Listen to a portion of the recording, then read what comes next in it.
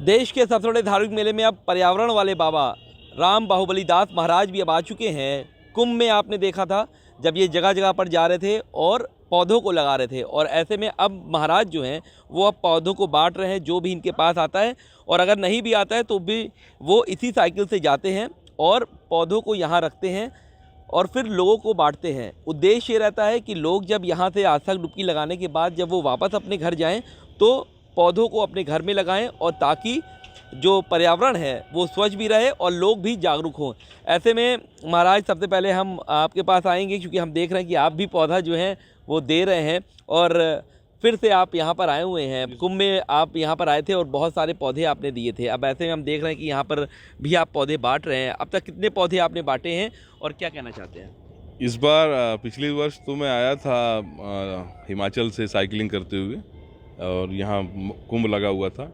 इस साल माघ मेला है। इस बार मैं लुम्बिनी गया था, नेपाल।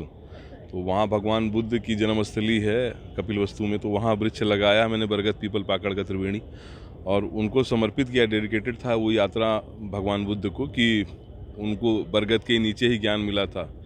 और हमारे भाव से ये था कि इस बार पूर्वांचल के कई स्कूलों में 4-6 महीने में जो यात्रा करके मैं बच्चों को भी बताऊंगा, गांव-गांव स्कूल जाता रहा।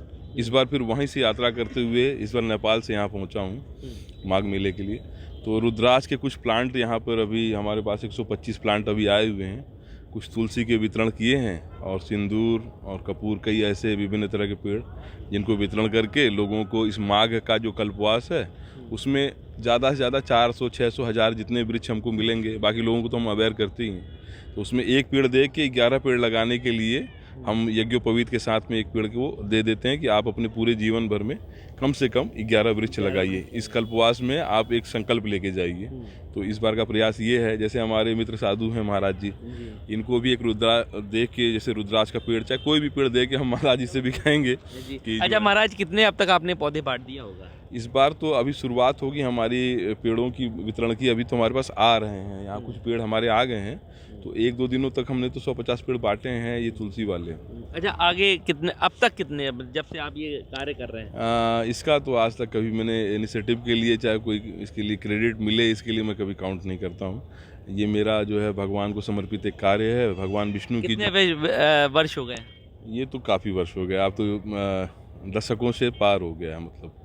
और ये यात्रा जो है निरंतर देश में धरती माता के लिए, नदियों के लिए मैं कर रहा हूँ। हमारे जो आइडियल गुरु थे, आप जिनके बारे में आप जानते होंगे शायद, GD अग्रवाल जी, 2018 में उन्होंने भारत में अनशन किया गंगा को बचाने के लिए, और वो रहे नहीं। 111 दिनों के अनशन के अन्न छोड़ने के बाद से उनका शरीर जीर्ण शीर्ण हो गया। तो मुझे बहुत दुख था कि ऐसे लोग जो गंगा पुत्र थे वर्तमान के, जिनको भारत में लोग भूल चुके हैं, जिन्होंने गंगा के लिए अपना जीवन दे दिया और अपनी पूरी ज़िंदगी दे दी, उनको लोग भूल चुके हैं। तो उनको भी समर्पित कर रहा हूँ ये यात्रा। और अगले वर्ष गंगा जी की यात्रा करूँगा मैं, जहाँ से गोमुख से गंगा निकलती है और गंगा सागर तक वृक्ष लगाते हुए उनको, GD अग्रवाल जी को, ज्ञान स्वरूप सदानंद उनका नाम था। अच्छा महाराज, अब हमेशा आप साइकिल से ही सफ़र करते हैं, ट्रेन बस कुछ? नहीं, मैं करता हूँ, ये तो मेरा अवेयरनेस का वो कार्यक्रम है। मैं और भी करता हूँ ट्रेवलिंग, पर उसके साथ में 4 से 5 महीने देश के कम से कम 30 से 40 जिलों में मैं ये अपना प्रयास करता हूँ कि साइकिल से चलूँ। जैसे इस बार पूर्वांचल में कम से कम हमने 20-25 जिलों में जो है ये यात्रा की है, और आज 6-7 दिन हुए यहाँ माघ मेले में पहुँच के, वहाँ नेपाल से आके। तो हर वर्ष का एक नियम है। कब तक रहेंगे महाराज इस मेले में? तो दूसरे तीसरे स्नान तक, जैसे मकर संक्रांति का स्नान है, और उसके आगे 1-2 मौनी स्नान तक शायद में भी ऐसा फिर रहने का होगा। पर ये वृक्ष वितरण होते रहेंगे, आप लोग आएंगे तो मैं लोगों को दे के जागृति कर रहा हूँ। तो ये प्रयास है आपके इस चैनल के भी माध्यम से कि हमारी जो अवस्था है मनुष्यों की, हम सुपर ह्यूमन बन चुके हैं आदि मानव काल से। अब हमें मनुष्यता का स्वभाव दिखाते हुए हमारी पृथ्वी और नदियों के लिए कुछ करने का प्रयास करना चाहिए। हम सभी की जननी ये प्रकृति है, और प्रकृति ही, ये पेड़ ही हमारे वर्तमान प्रत्यक्ष देवता हैं।